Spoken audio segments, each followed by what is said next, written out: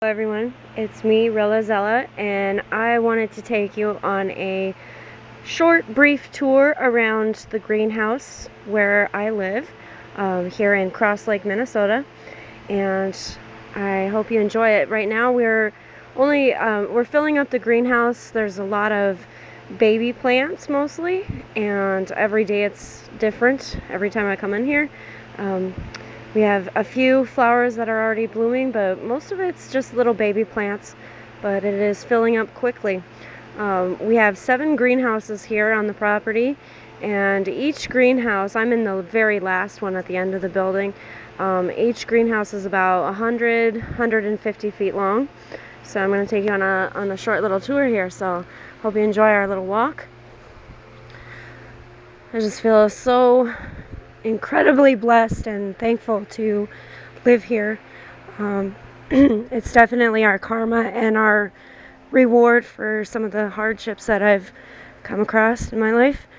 But it is just absolutely amazing and beautiful to live here. This is the main greenhouse here that I'm in. So you can see it's the largest one. It's really huge.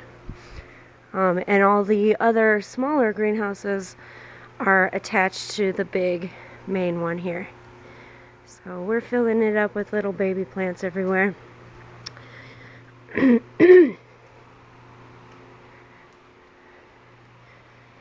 Alright, and this section of it's really cool. This is the desert oasis section.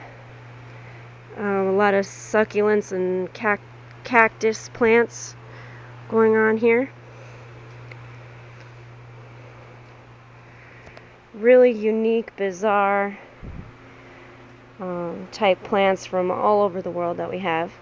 This one right here, I'm going to zoom in a little bit, is one of my favorites. It's pretty cool. I like the texture of it. Looks kind of like zippers. And then this one over here is really awesome too. This one is our Argentinian saguaro, which is a singing cactus, and I'm going to show you why. So take these little spines and you kind of pluck them, and they each make a different sound. So that's why it's called the singing saguaro. But some of these are very, very rare from all over the world. That one's quite bizarre, like it came from Mars.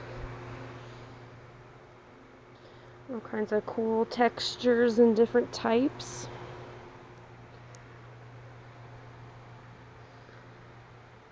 As you can see. Now these are succulent and cacti family, so they really don't require much care or much water. They're pretty easy to grow. These over here are little baby marigolds. Lots of little babies going on here. Alright, so then here's another greenhouse that's attached to the main one. This will be the geranium room in here. Alright, so we're going to walk through the main greenhouse here. This isn't even close to being full the way we have it when it's really booming and popping in here. It's literally floor to ceiling in here is covered in amazing plants and just the energy.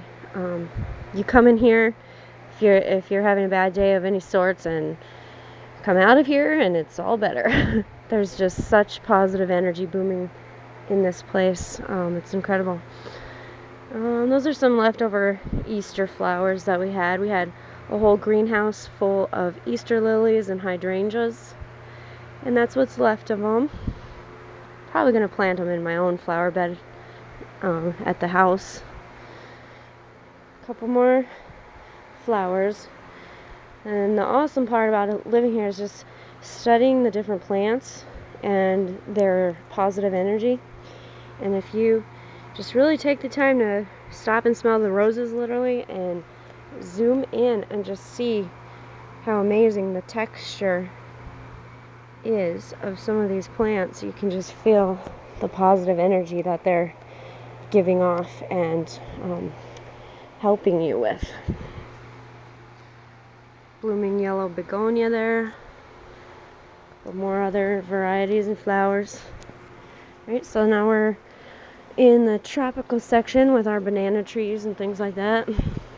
Orchids. Tropical little oasis going on right here. Water fountains. Alright, and this is the first small greenhouse that's attached to the main one. I want to bring you in here because there's some pretty cool plants. The air plants. So they're a tropical plant. They don't really grow in soil. That's why they're called an air plant. They're pretty cool. Kind of zoom in on some of this. They're really interesting to have in like a fairy garden. There you can see those ones aren't in any soil at all, just a little piece of moss, and just kind of spritz them and keep them humid. A lot of terrarium type plants going on in this little container here.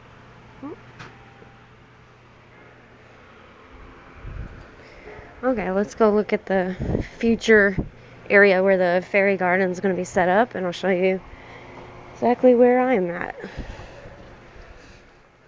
Okay, so this is the sales front counter and stuff. We have a fairy garden I'm going to show you later, show you how we're going to set that up, and I'm also going to have my own that I'm going to make out of an old dollhouse that used to be my daughter's. Outside in my daughter's new sandbox, we're going to set up a new fairy garden, fairyland. Alright, and this last one outside here is the smallest one we have.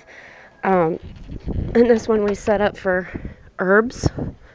And I'm going to show you some cool videos later on about cooking with herbs, growing herbs, things like that, and turning it into medicinal things and delicious food.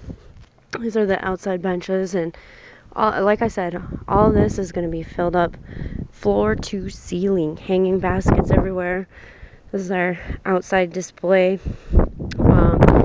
In the fall, in October, for Halloween, we have pumpkins and corn decorations and things like that for fall set up on these tables, and then this whole parking lot right here is filled with beautiful Christmas trees. And the greenhouses are filled with poinsettias. So I feel incredibly thankful and blessed to live where I do. And I'm going to share this with you because it's just too beautiful, positive, and amazing not to. And I'm going to share with you some of my knowledge on growing plants.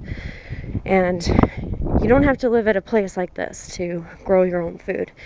You can live in the city, in the apartment, on a patio, a small patio, and still have amazing results from plants.